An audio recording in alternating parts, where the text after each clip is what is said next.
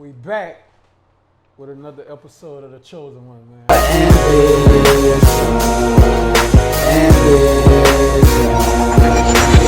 Faith in myself will bring me a long way. I live by this every day, not caring where haters stay. I got my dog Randall Menard. He pulled up on me today. I appreciate you for coming through, my brother.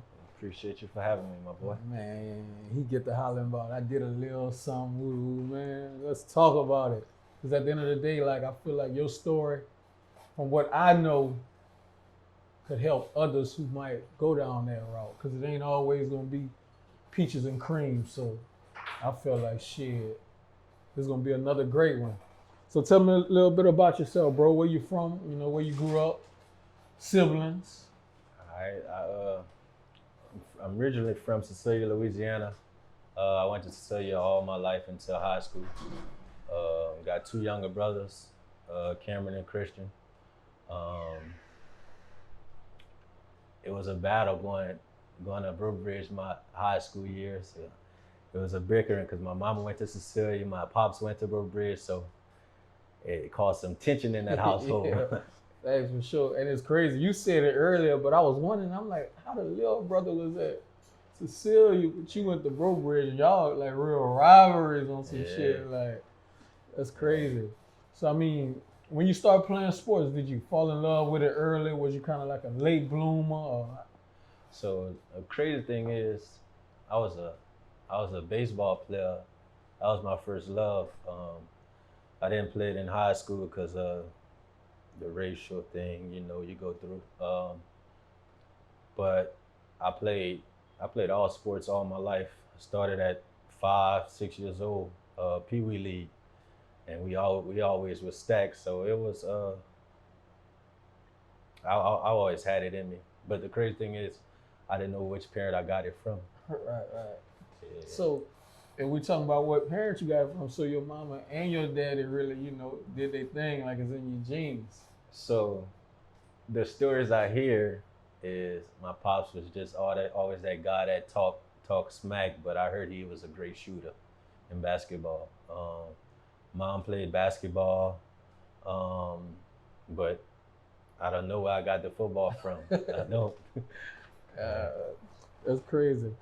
So it's crazy, like a lot of people that come on here say baseball was their first love. And that shit like mind blowing because I never even thought about baseball, but it's like it seemed like everybody got a little baseball, background.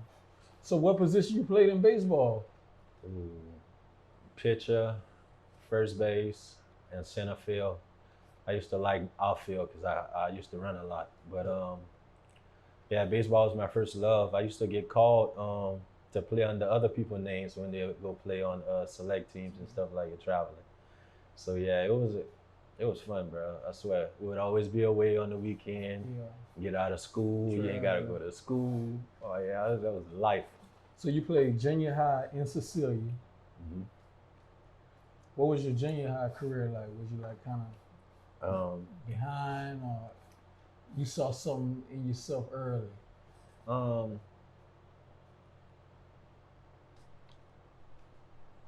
I played quarterback in junior high, so it was decent. We didn't really throw the ball much. Right. It was really get that bit and run. Yeah. Get that vision, go. Do you? And when it was time to make the decision whether you was going to Cecilia or Brew Bridge, what did it come down to like? So how I looked at it like my family, and then what I was going. Like, say if I'd have went to Cecilia, like I was thinking like, who I'm gonna throw the ball to, who I'm gonna get the ball to, or where we're gonna go, which program is better. The crazy thing is, I was supposed to go to Karen Crew. I wasn't even supposed to go to Brew Bridge or Cecilia. I was supposed to go live with my Uncle Kev. But so I looked at it like that, and then I played football with Kavara and Traven all growing up. Right. So I couldn't leave them. And then I made that decision going to Brew Bridge, and the rest was history. How did your Cecilia junior high teammates feel about that? Do they still give you a little shit about that today, or like Some of them do, yeah. Some of them do. And then I tell them that all the time because they was like, sometimes they say, man, what if we would have combined Cecilia, Brobridge, and St. Martinville? I say, Lord, just thinking about it, like, what? How everybody gonna play? Yeah, That's crazy though. Sure. Yeah. So what year did you graduate though? I was trying to figure that out because we left y'all district my sophomore year. So I don't really too much know, the ins and outs. So what year did you graduate? 13. Oh, so you graduated 13. So Traven them was 12. All right, cool. Because I remember, Traven them. So what you played your freshman and sophomore year? So my freshman year, I had my first. I played quarterback in corner. I had my first injury that I wasn't supposed to shake back from. It was a JV game. I was playing corner and I made a tackle on the running back. And the defensive end had came help with the tackle and rolled over me. I dislocated my ankle. My ankle was turned this way and my leg was straight. So I was out for the whole year. So I had to shake back from that. I went through therapy, but to me, how I am is, for one, I got a high tolerance for pain. And I felt like it was going too slow for me, the recovery process. So I started doing rehab myself and I shook back. My mechanics at quarterback, I always played it all my life, but my mechanics wasn't all there. So that was something that I had to work on, especially playing at varsity. Right. So I took that time, my sophomore year, learning, growing, getting stronger, faster. And I played JV. And then going into my junior year, that's when I started for Traven and Kavara and Adrian Menard. Yeah. So did you feel like you had big shoes to fill being behind Traven and Kavara now? So I felt like, yeah, especially if I was gonna move to receiver, Right. That's some shoes to fill. The speed, the agility. Yes, yeah. I had a lot of shoes to fill, but at that same time, what they all seen in me was I just had a hunger, man. Right. Whether it was I had the ball in my hands or I didn't while I was playing offense or defense, the ball that I got to get to it. Like I just had that hunger, and I always worked hard. Always had that dog in me. So how you feel your high school career went?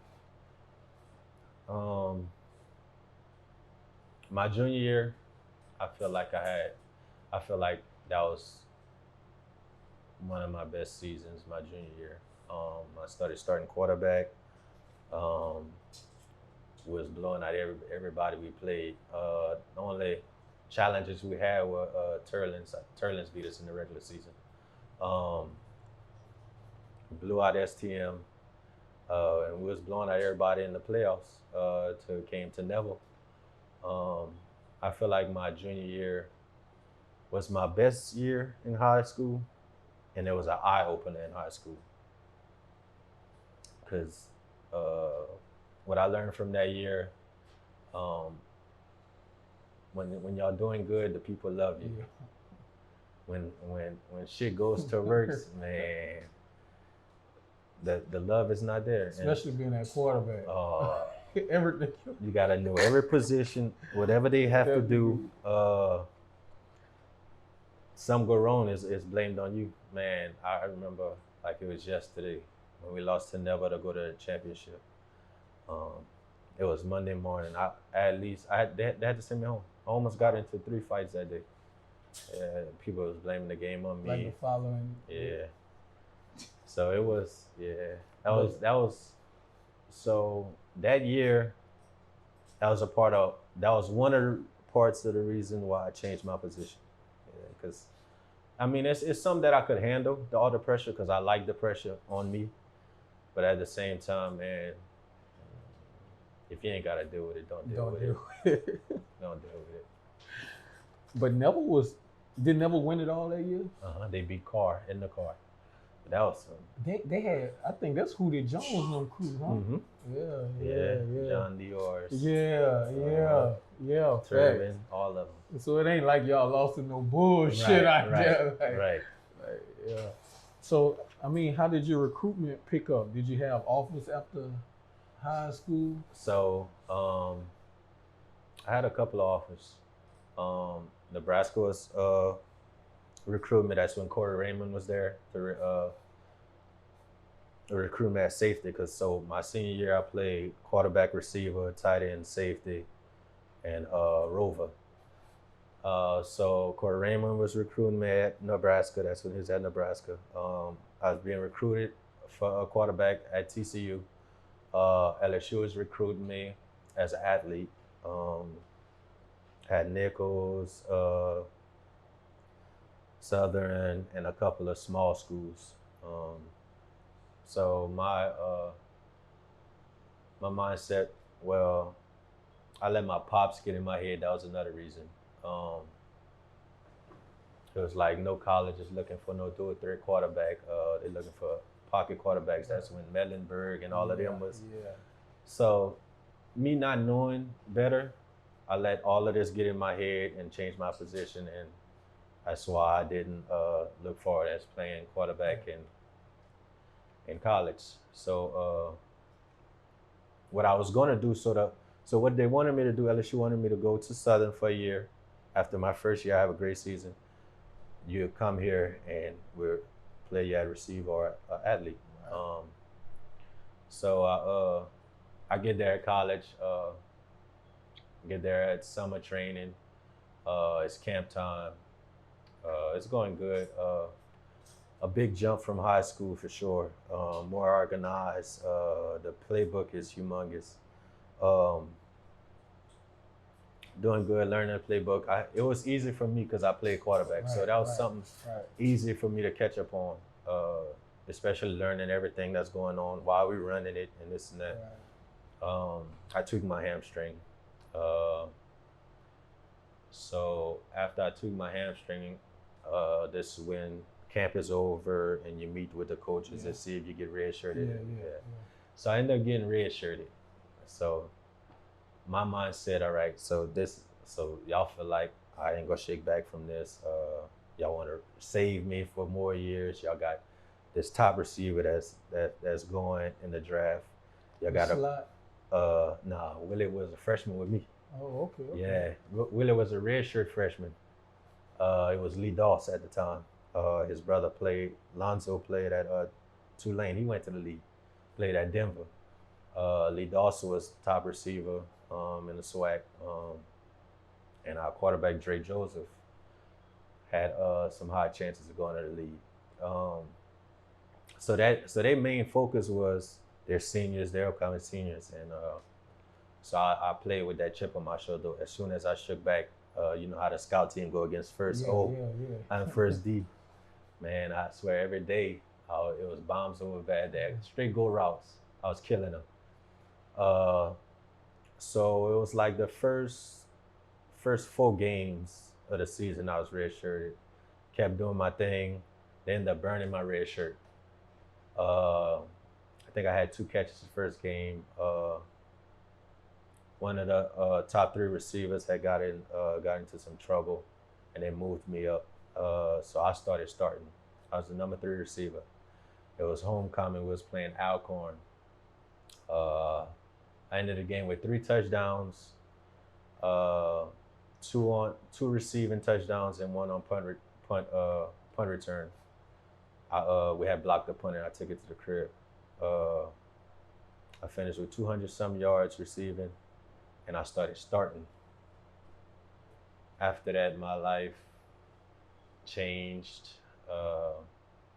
It went from staying 1 year at Southern to staying all my years at Southern, because what I was thinking was, okay, I'm gonna have to go learn a new playbook. I'm gonna have to go fight for a position. And while I'm getting all this love here, I'm starting. I won freshman of the year, and I didn't play all the games. Right. I won a SWAC championship. Yeah. And I was living it up. So going to my sophomore year, we got UL. Oh, I forgot. Yeah, UL was recruiting me too for safety. Um, we play UL first game of the season. I'm going back home. I'm playing in front of family. I'm hyped. I'm ready. Right before we leave for the game, because I mean it's 30, 35, 45-minute drive, so we ain't had to stay out there. They the AD comes in the meeting room and was like, they pulled something. What half of the team is ineligible. So like we sitting there and head coach hot.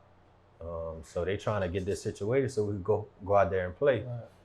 Right. So they finally get it situated, bro. It's literally maybe an hour, 30 minutes before the game. We head out there. We gotta warm up in the full pads. We barely get to warm up and we go play.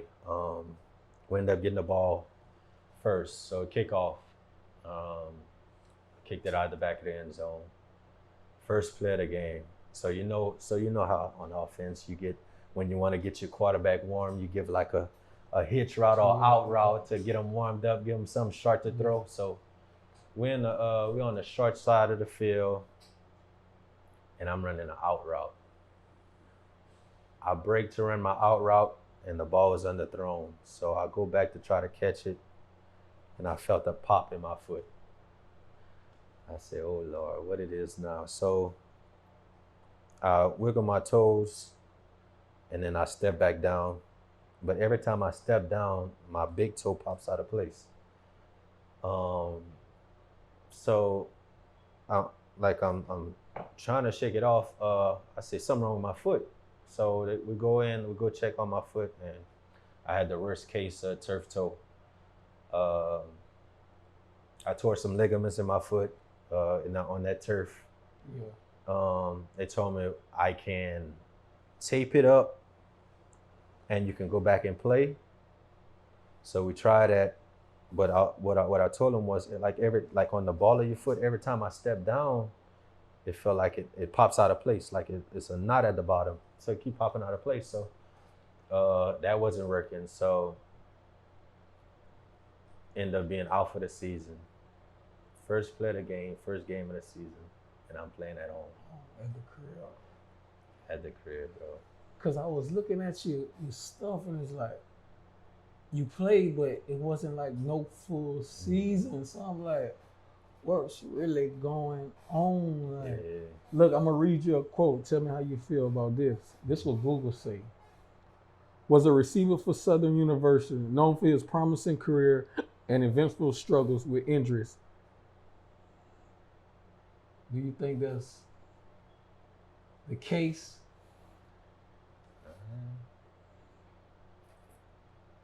As far as my life now, Yeah. as far as going into like playing and lead up, Right. yes, most definitely. That played a big part in my career, especially in college. I battled injuries after injuries. My sophomore year was my foot. I went all the way to North Carolina to have my surgery. The Dr. Anderson, he did the Panthers surgeries. He told me if I ever injured that foot again, I wouldn't be able to walk straight again. So I had that injury my sophomore year. I couldn't be on my feet for a long time. So all I was doing was eating and chilling. Right. So I gained some weight. Going to my redshirt sophomore year, it was straight. I was battling getting that weight off and hamstring because my body wasn't used to that weight. Had a good junior year.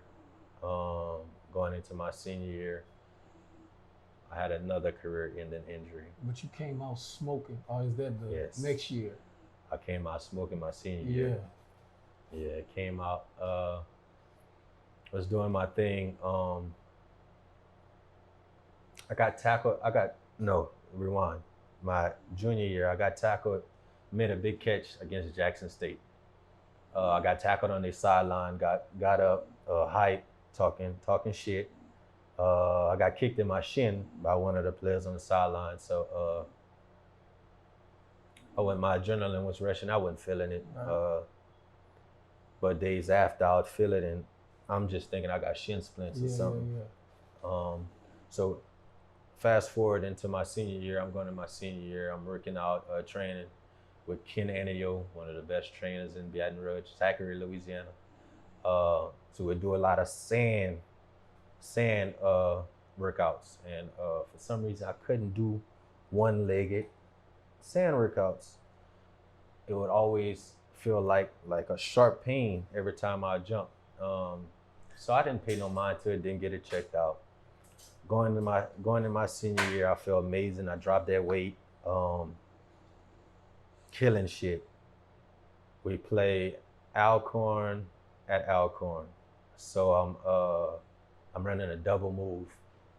So I break, and then when I come back to break again, my leg just gave out on me. So I lay there, I got up, I looked at my leg, I just put my head back down. My leg was broken in half. I broke my tibia and my fibula. I still got the rod in today. I got a rod going straight down my leg. And the crazy thing is, if you play a certain amount of games, you can't get no red shirt. Right. So How is this mentally though? Like, you get hurt, you battle back. Get hurt, you battle back. Was it ever a time like you just laid on that ground like, man, fuck it? you know, the crazy thing is, I would always ask my mama why, and she would tell me, "You never question him," and that always stuck with me because I knew that I had people looking up to me. I had my daughter when I was a junior. I had my little brothers that would look up to me. They used to call me their father figure. So I had a lot of people depending on me. Right. And I couldn't let them down. Even though I felt like giving up at that time, I just know I couldn't. So I did my rehab. I was running with a limp like the beginning of the season, but it got all better. I had to battle dropping that weight, but I couldn't take long because I don't have no more years. Right. It was I had to battle for my position because this is when everything get treated like a business. So as long as you're doing stuff for them and keeping them their job, you their best friend, man. Right. But as soon as you get hurt, next man up. Because I saw you made a post and you said, like, do you want to go into detail what that really meant though? Like, it was like, they love me, and then it was like they really just didn't give a fuck about me. Like, yeah. So how it goes is for my upcoming guys, especially going into college. Every year they trying to find somebody that's better than you. facts. They trying to replace you. So you got to go in that mindset that it's not necessarily being selfish or no I in team, but at the end of the day, you got to think about it. You can't take everybody with you. You got to focus on yourself. One of my coaches, Chris Coleman, always said, cover your own ass. So you always gotta stay in your playbook, bro. The biggest thing in college is time management. That's the biggest thing. But I have the moments, man. I have the moments because I knew what my future was. Right. I knew what my future I was. was gonna ask you, like, have you ever came to like peace with it, or that shit still like you got your days where like it fuck with you? Bad, my guy. Like I try. Like I even run it with Traven all the time, cause I be trying to get him to come play flag. Right. Cause now it's an Olympic sport. Yeah, right. So and he's like, nah, dog, them cleats is done with. after his injury with the Saints, he was done with. But it's just I think about it. I think about hanging up the cleats, but just that love for the game I have, man, and my body is not the same. We talking about flag. You still like it's crazy. It seems like you good in flag though. You ain't been having no injuries. MVP, y'all doing y'all thing. Y'all travel. It's just you know when you've lost a step, and I mean it's there. It's when you know when you can dissect the game and break down a defense and know what's gonna be open and this and that before you start, then that makes it a lot easier. Right. So from me losing a step and not being as fast twitch as I am, that knowledge of it, that helps me out a lot. Yeah. So I put myself in that position to come open or attack the ball in the air or make a defensive move like it. Yeah, you see like Chris Coleman, he was my receiver coach. He played in the league for some years. He broke down the defense to me, spot by spot, broke down the offense to me. And I would always tell him, I said, damn, bro, if I knew the stuff I knew now in high school, oh my God. Yeah. Right? It didn't got so bad to where like the way he would dissect it is like I would watch the NFL games and I'd be like, oh, they about to run this. Yeah. Right, it didn't got so bad like I stopped watching it because it wouldn't be fun no more. I know what you about to run before you run it. Yeah. And it's just crazy. So I thank him for sure. But I can't let it go, my guy. I think we all kind of look at it that way now. Like, we ain't really learned shit in high school. We just raw talent out there. Like, it's crazy. And the crazy thing is, I don't know how it was for y'all, but another thing I don't like is like the coaches, like half of them people ain't never played no college ball. Right. So all they know is high school and what they was taught when they was in high school. Right. So they be stuck in their ways running that veer. Nah, Katie and they could run that veer. They could run that veer. It's like decades. Yeah, that's them though. They could run that. That's them. Yes. Man, so they was trying to run that with us, and we stacked. Why are we running veer? We got some cool ass running backs, but why are we running veer? Spread the ball around, man. But that goes to say, like I watch high school football now. I don't go to my. The only time I'll go to a Bro Bridge game is if my little brother playing Bro Bridge. Right. I respect them, and I understand, but how they treated me, no man. Like the coaches wise, bro. Like no, like so how it was 3 generations of brothers. It was also Landry's. Their dad was the president of the quarterback club. They all started when they were in high school, and I ended that. When I played. That went to shits. The head coach started would tell recruiters I got a bad attitude, a bad work ethic. They used to throw away my letters. I didn't start receiving stuff until my mom gave them the home address, bro. Right. So you want a story? I got a story, man, bro. We got time. Man, it's crazy, man. It's like you don't have that to do, bro. Like, this is a kid that has a bright future. Right. Why you trying to belittle him? Why you doing all this stuff, bro? And that's why I stay on my little brothers all the time. Like, bro, y'all don't. Yeah, they always tell me I want to be like you when I grow up, and I was like, nah, I want y'all to be better than me. Right. That's why I stay on y'all all the time. I stay on y'all. So it's just life lessons. And then we had a big loss in the family 3 years ago, and it was my grandmother, only person I would talk to about my problems. Right. I wouldn't talk to nobody else. If it wasn't her, it would just be inside of me. So we had a big loss. I ain't been right ever since. But so she used to keep the family together.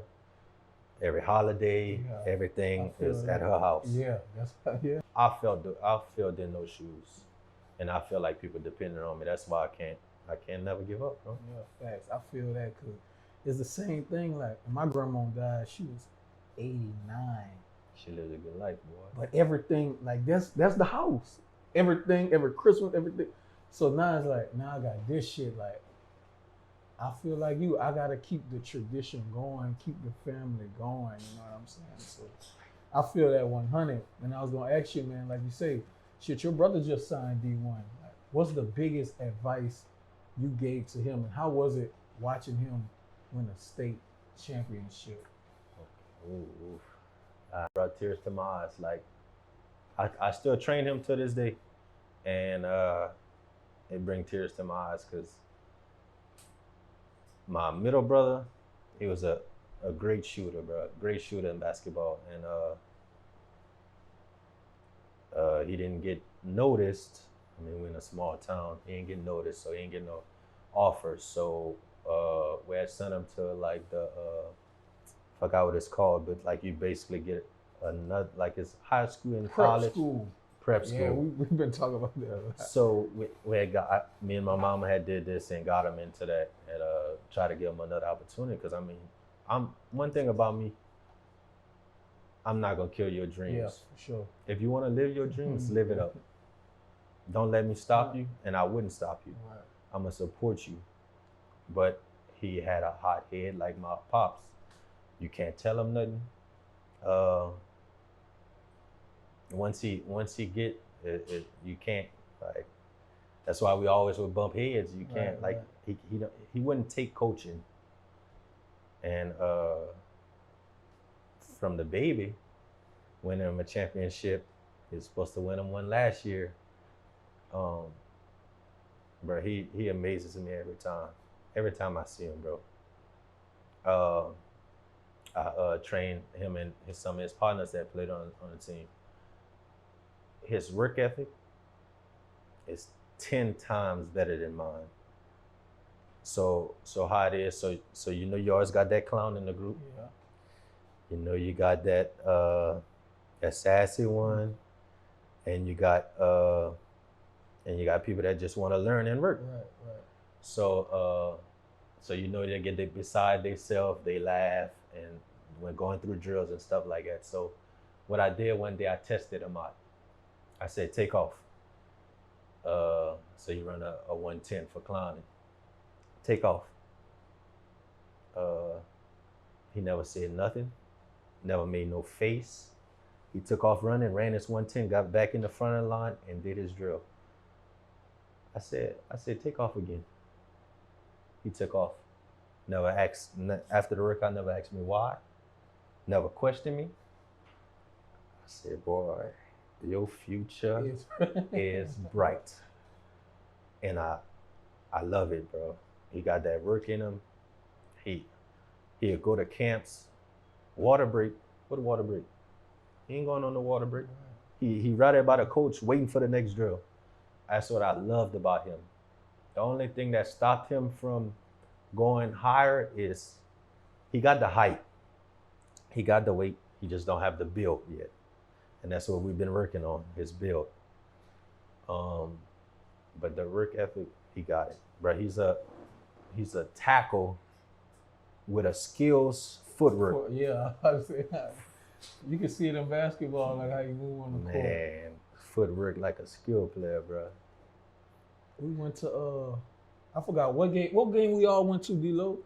Matter of fact, Bro Bridges Cecilia. Mm-hmm. He said he had hurt something. Mm-hmm. He's like, I'm gonna be back next week though. Mm-hmm. Like that was just like, and it was like just that, like he's like, I'm gonna be back next week though. Like, I'm like, yeah. Take one on now. Hold on. Alright, but I got it right here, I promise you. This podcast is sponsored by Only the Game. We took an intermission to tell y'all to shop Only the Game. This podcast is sponsored by Only the Game. OTG. Bro. He know I don't. He know I'ma always be on him, and he thanks me all the time for it. Cause I'm not gonna let you sell yourself short. Right. I'm not. Like for instance, like I couldn't make the game, a basketball game, and he got hurt. He came down and landed on the dude's shoe and sprained his patella. So we got our little family group. So they texting in the group, seeing what's going on. I'm asking him how I feel. He said it's getting tight on him. I said you got to keep moving it. Don't sit down. It's gonna get stiff. Right. So he kept trying to move. He couldn't walk. So I got scared because I mean it's almost the end of the season, and you playing basketball, and you got a football scholarship. So, so he goes take an X-ray. He don't have no broken bones. I'm watching the video. I keep replaying the video, and everybody's in the group is like, dang, I hope he's okay. I hope he shakes back.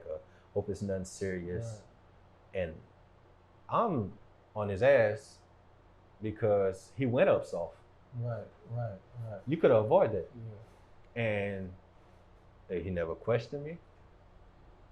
He said, yes, sir, you're right. I said, bro, look, listen, everything happens for a reason.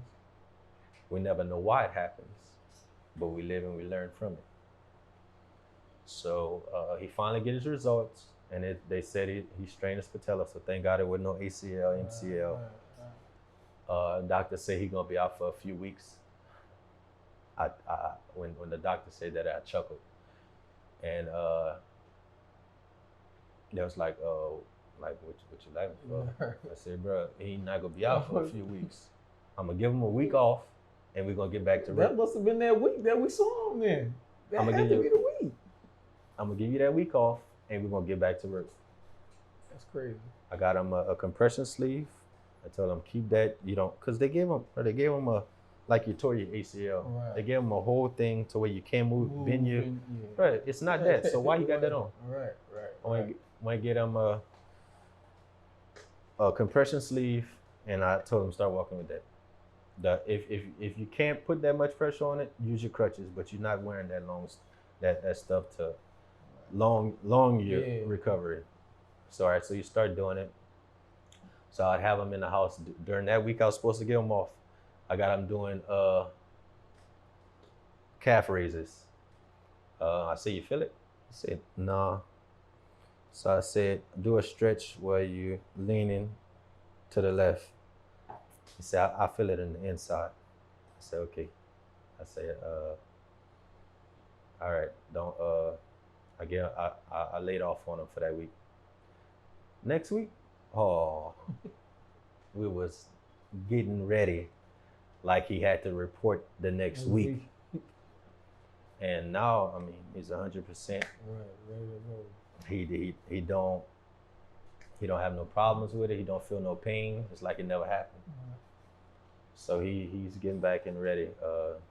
Actually, an hour and a half before I came, we was doing a burnout. I'm getting him right. He got to get in that weight room, man. And I can see like outside looking in, like y'all relationship really genuine.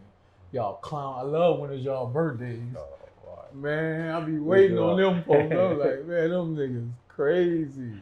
Bro, I swear, if we had a YouTube channel, boy, y'all would laugh. Hurricanes, anything, boy. We climb, we jump, we gonna juice. What else do you enjoy doing? So I grew up in the country in Sicilia. So I grew up with my mom, my aunt, and my uncle Spluck. So all I was doing was ride four-wheelers, ride horses all my life. I shied away from it when I went to college. I had to focus up. Right. So after college, went through a depression stage because my stock had went all the way down.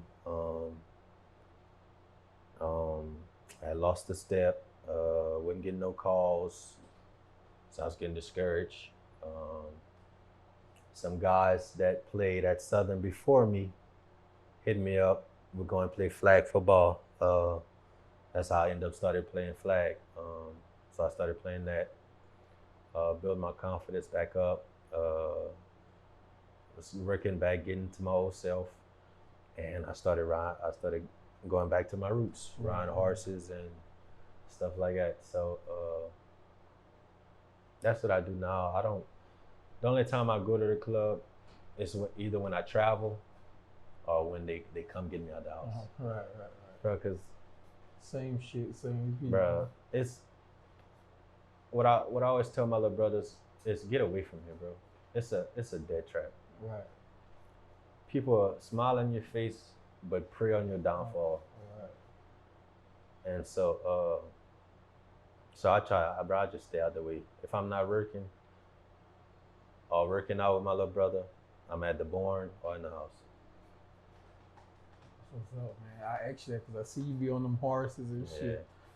It's peaceful, bro. So when I want to get away, and one time to myself, I called my cousin Randall, and we'll go ride horses. I would travel out the country. I'll go fishing with my homeboy Roy. It's just peaceful, bro. Right. And you can see shit, we stay in the country, so that's what I grew up doing. Yeah. My little boy love fishing. Oh, yeah. They have the horse races right now. He got his own horse. Supposed to race, hope that bitch wins some money. Yes, indeed. But I mean, that's what he do. Like that's what my daddy do. Horses, fishing. You know what I'm saying? But that's cool. Like I want to ask you about your daughter. Is she into sports? Do you push her to play sports, or just kind of let her go and you in her world and whatever you want to do is on you? So how me and Ava relationship is, she always call me when she need me. She's so attached to my middle brother. Like if you look at my brothers and you look at her, you'd be like, damn, that's not Randall child. It's not Randall child. But my mom's dad and her sister kids they all look alike. They all got the same color eyes, same complexion. So how me and Ava relationship is, I get her on the weekends. That's how me and her mom worked it out. We always do things together. I mean, you can't, being that she doesn't live with me, which she wants to, you got to take advantage of every opportunity you get with her. So I wish our relationship was a lot closer. Wish we was in the same household. But she made me grow up. Yeah, when I had her in college, that was definitely an eye opener. I had to grow up fast. Right. She made a big impact in my life. I thank God for her. But she's just like my brother's a clown. Aviana role. I'm just in her world. Right. I don't push her to play sports, which she does when she's with us. I don't know how necessarily it would work on the other side in the other household, but I mean she's a girly girl, but she got that tomboy in her. So she'll play football, she'll play basketball. Yeah, so. You're not trying to make you no little boy no time soon? So I want one more. I want one more. And hopefully it would be a boy. Just not the time right now, really. Right. Yeah, not the time yet. Yeah. I want to ask you, man, throughout everything you done saw from high school, college, who was 5 players you saw that was just like, you was like, wow.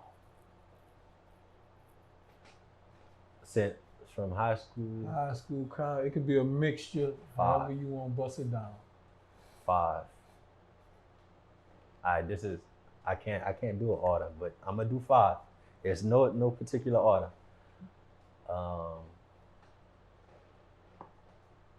Willie Quinn. What was he like though? Cause I used to look at him because he's small and he give like a nigga like me hope, like nigga you can get there. Yes, Willie Quinn, bro. Heart of a lion. 5'5". He's smaller than me. Small, my guy. Great person, bro. Not a troublemaker. Was raised by his mom and his brother. Great kid, bro. A good person to be around. Used to run whatever you wanted. Right. He ain't run. they ain't care at this point. He ain't had to run nothing that they call, bro. As long as he was getting open and making something with the ball, that was it. They didn't care. But a great person to be around, funny guy. We always roomed together. That was like a big brother to me, bro. We used to always do everything together. But a great person. I talk to him from time to time. He's still in Miami. He was doing the AFL football and stuff like that. But his thing is, if he don't know you or have somebody there, he's not comfortable. Right. So that was something that he had. He never battled it in college because he had somebody, and then he got to know me. But as far as when he was went to the league and had some workouts and stuff like that, I know it got to him. Right. And yeah, definitely a great person to be around. Willie Quinn, Traven Durrell, of course. Lucas Taylor. Yeah. Played at Karen Crow. Ooh. Yeah, you got Karen Crow ties too. You all over. Yes, indeed. The crazy thing is, I grew up being a ball boy for Karen Crow, so I was always getting checked out Fridays going to the game. Right. So I always was there. I watched great players go through all over, man. Who else? Oh, black. Jordan Reed-Doe. Great. Another, just a little taller than Willie, but just like it, Swift. Leave you. Do you think he lost a step?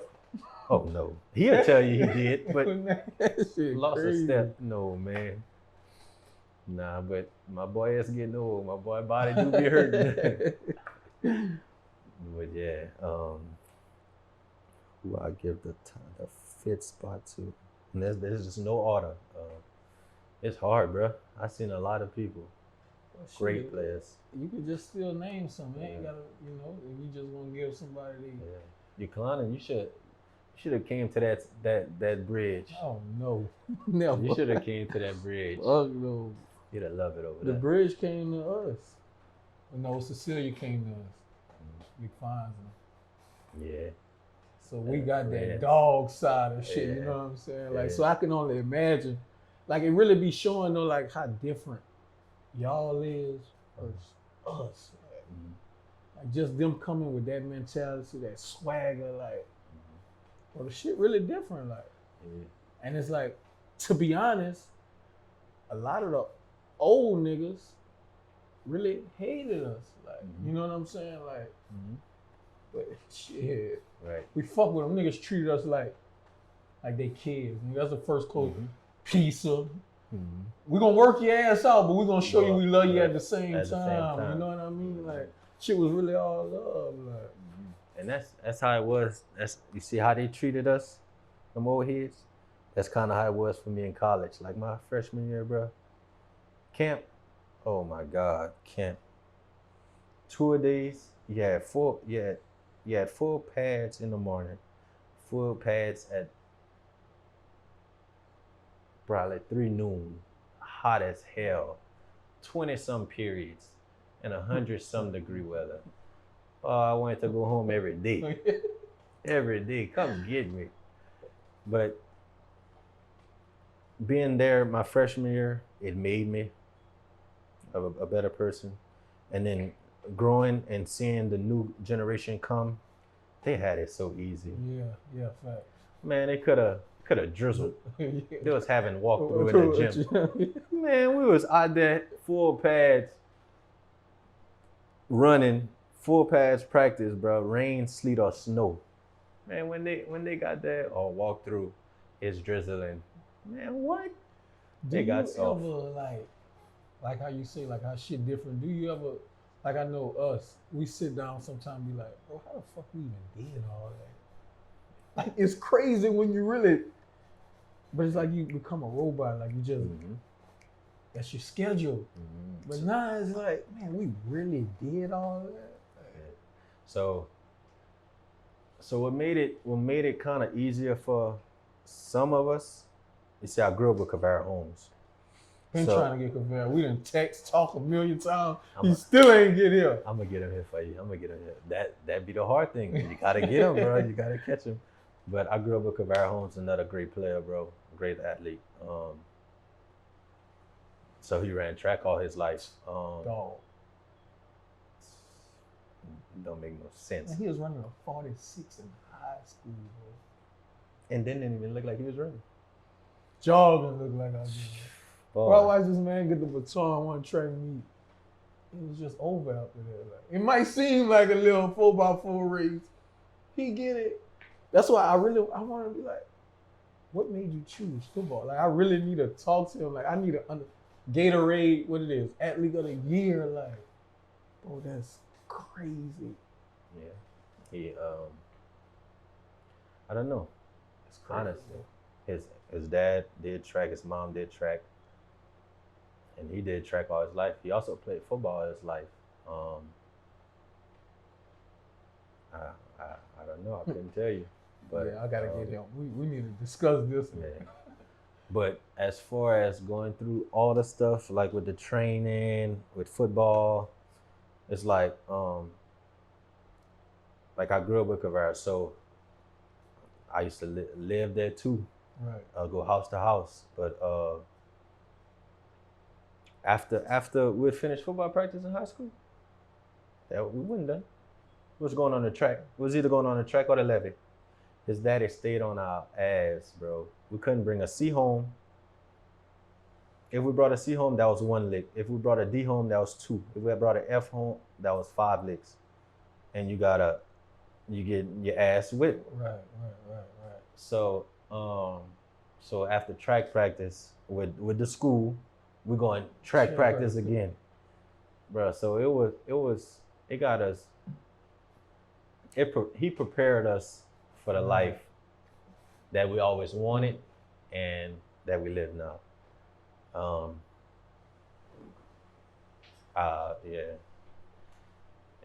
was a great thing, bro. So would you get that? Well, you said in no order, but that fifth person, you gonna go Kavara? Oh yeah, Kavara Holmes. Yeah. Sure. Man, bro, I appreciate you pulling up on me today, man. I think you got a great story. Yeah, bro. Like ups, downs, up. That's what it's about. Like never giving up. Like you said, that's how I am. I'll never kill nobody's dream. You can be 40. You think you still can get it? Go get it. Go get it. You know what I'm saying? Yes, indeed. But man, I appreciate you putting up on me, man. Yes, sir. Anytime, brother. Yes, sir. Damn, D-Lane, I have to ask you if you had a question today. I had a question. Well, ask. We still on. It's like a 3-part. If you was given an opportunity, starting from modern day, to do it over again, would you? What would you do different, and would it be easy? Start from high school, college. Which one?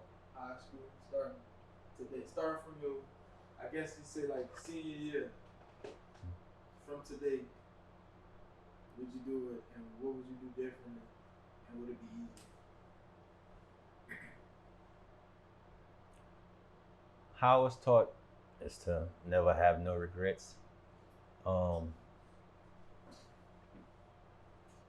But if I was granted the opportunity, I would go back to my senior year. I wouldn't let the people that got in my head about playing quarterback, I definitely would have played it.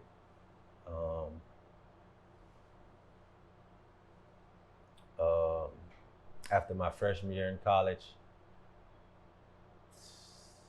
being that person on the yard, especially you at Southern University. Pretty women, see all the women.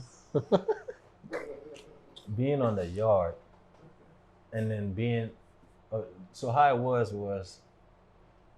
like during the games, bro, I wouldn't take my helmet off. I wouldn't.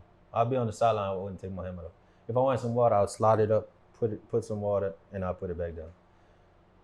Once they found out who I was, bro, the crazy thing is, I used to receive texts after the game, bro, and it would be like they knew my stats before I even knew them. I used to get this is the address, this is the apartment number, the door is unlocked. Like, that's how bad it was, bro. And the crazy thing is, like, I wouldn't go. So how I am is, I'm not. If I ain't comfortable with you, if I don't know you, I'm not going over there. You can come meet me, Right. but I'm not going over there. No. So I would have definitely slowed down on that. So because it didn't got so bad. It was taking a toll on my body. Like, they had to put me on curfew. Like, I couldn't, bro, kid you not, couldn't do nothing after Wednesday. I couldn't have sex after Wednesday. That's how bad it was.